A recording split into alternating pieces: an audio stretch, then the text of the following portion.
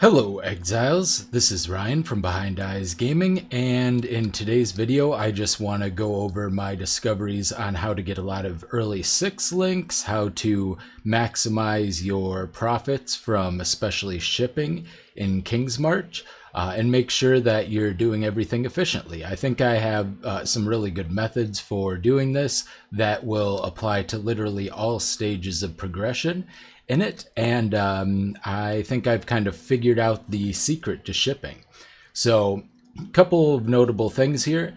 Very importantly, you are going to need to progress your town a little bit before you get going. Of course, you do all your quests, you get some higher tier workers and whatnot, and you're definitely going to want, for the 6 link portion, you're going to want mining, and you're especially going to want people mining the Crimson Iron.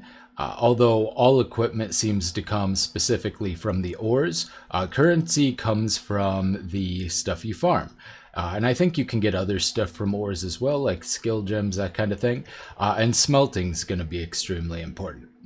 And most important of all is going to be Tujin and how you can configure this. So, and I'm sorry, disenchanting is also going to be important. You're going to make sure you're going to want to constantly be disenchanting. You can just take extra stuff from your shipments and throw it in there, or whatever kind of just junk rares you pick up while mapping. But you can very easily set up your shipments. I got a lot of 5 links. I've gotten a ton of 5 links and a few 6 links using these methods. I just kind of figured it out this morning. You're also pretty much always going to be able to get uniques, and it seems to be weighted very heavily towards the league specific uniques. So I'm just going to sell some of this stuff real quick, get it out of my inventory so I can do other stuff. But okay, so I'm going to get into the nitty gritty now. So what you're going to want to do is you are going to want to take a look at these, and you'll notice a couple of things about the areas you can ship to. The favored resources is 100% the most important thing. So right here we have a really good one in Nakanu. We have 810 petrified amber. And so the reason this is important is because I currently have 830 amber bars. You always want to be shipping bars and not ores. Both will fulfill and receive the bonus. However, the bars are worth very significantly more. Very significantly. I think it's 5 times as much.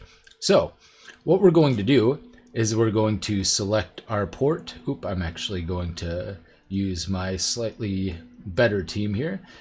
We are going to select the port, and we are going to set up our shipment, and we're going to look at this, and it says 810 petrified amber. It's got the little symbol for the ore and the bars on the left, so you know it'll accept both. And we're going to take 810 petrified amber bars. It's going to be exactly. There's a very good reason that I'll explain shortly why you will exactly want to be fulfilling this. But this is 90%, so I'm getting a 90% bonus. You can see this is currently 19,000. The bonuses vary. I've seen in between 20 and 100%. I think it's almost always the case. So you want to find something with a very high bonus, and then you're going to want to add thaumaturgic dust. If I had 600 ore gourds, which I do not, I would also add those into the shipment.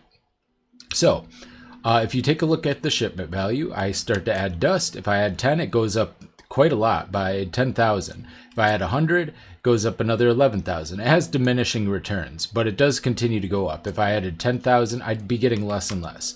So you want to find a good balance. For 90%, I do have plenty of dust, so I am going to put in the full 1,000 to fulfill this order. And then all I'm going to do is ship it out. So once I've done that, I'll also have to fulfill set sail, and currently there's no risk.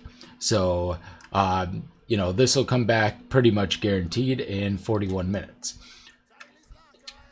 And what this does is it guarantees you're getting the maximum. So I'm getting like 2.5 times value from the dust that I've added and 90%, and those are multiplicative. What I don't know is if the distance traveled is also multiplicative. So the last order I had a 100% bonus on Crimson Iron Ore. I got 2 6 links, 2 5 links, and most of my stuff was relatively well rolled. There were some lower rolls, but I had a lot of high tier mods on it. And also notably, the item level of the items you get back seems to scale with your character level. So leveling up your character quite a lot, making sure you're getting level 85 so you're getting max item level stuff, seems to be kind of the way you want to be going. Even this last one I went through, this is item level 86, 85, all that kind of stuff. So yeah, you want to make sure that you are maximizing your character level. And once again, you don't see any extremely low tier rolls. You see some here and there, like a tier 7 int roll on here. But yeah, you just get a good amount of loot that way.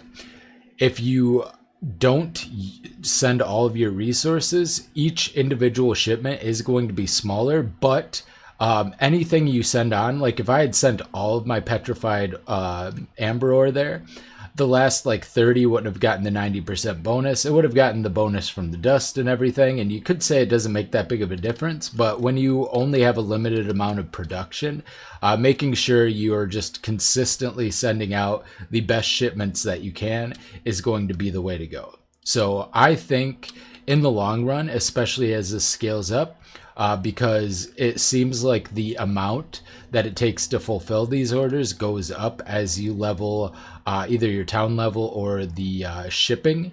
So you want to make sure that you're leveling everything up, and over time you're probably going to get better and better rewards when you can fulfill multiple at a time. Like if I had those ore gourds, you're going to get even bigger shipments back. The value is going to be higher. And that might actually, influence what you get from both the currency side and the shipment, because it might be based on the maximum number. I'm unable to tell for sure, but what does seem to be the case is that you're able to multiply these bonuses from the shipment with the bonuses from the magic dust. And so you want to try to fulfill as much of the order as possible at once up until that. And then once you've completed the order, you get that bonus unique and you reset the offer for that area. The offers also seem to just periodically all reset, because I did have different favored resources prior to logging off and logging back in. Like I had unfulfilled on Ribbon Fell, but it was something different from this bismuth and corn. So I don't know if it's just like a once per day reset, or if it's based on a certain amount of basically completed orders in other areas. Like once you've done so many, it just resets all of them. I think something like that might be going along. But yeah, give this method a try. Let me know. I'll be back with a build update either tonight or tomorrow morning. I'm kind of just getting into red maps right now. A little slow because I've been playing with this a lot and I had a lot of crashes in the beginning, but I do hope you're enjoying the league. I'm liking it a lot. This has been Ryan from Behind Eyes Gaming, and I'll see you next time. Bye.